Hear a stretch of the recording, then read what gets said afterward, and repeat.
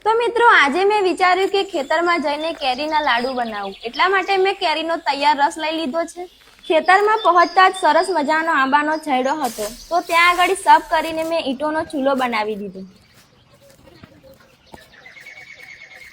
તો મિત્રો સરસ ચૂલો બનીને તૈયાર થઈ ગયો છે. હવે તેમાં લાકડા મૂકીને હું સળગાવી લઈશ. હવે ચૂલા પર એક તપેલી મૂકવાની છે, તેમાં થોડું ઘી એડ કરી લઈશું. ત્યારબાદ તેમાં સોજી એડ કરીને બરોબર રીતે શેકી લઈશું. ઘીમાં સોજી બરોબર રીતે શેકાઈ જાય એટલે તેમાં કોપરાની છીણ અને મિલ્ક પાવડર એડ કરીને બરોબર રીતે મિક્સ કરી લઈશું. હવે તેમાં કેરીનો રસ એડ કરી દેવાનો છે. ત્યારબાદ તેમાં 2 થી 2.5 કપ જેટલી ખાંડ એડ કરી સારી રીતે મિક્સ કરી લઈશું.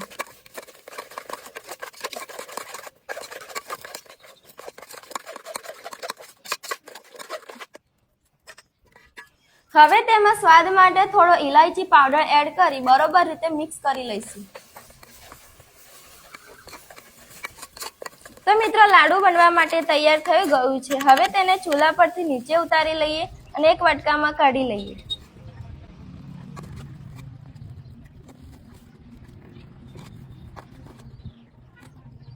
તો મિત્રો અહીંયા મેં 2 પ્લેટ લીધી છે, એકમાં કોપરાની છીણ અને એકમાં લાડુ બનાવીને મૂકવા માટે.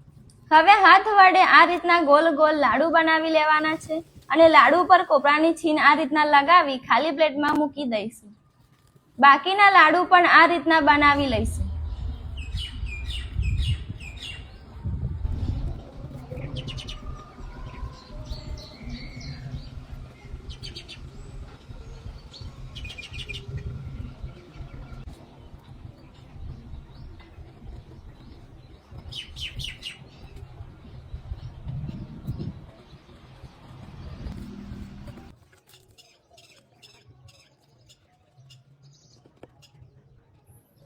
તો મિત્રો કેરીના રસના લાડુ સરસ રીતે બનીને તૈયાર થઈ ગયા છે.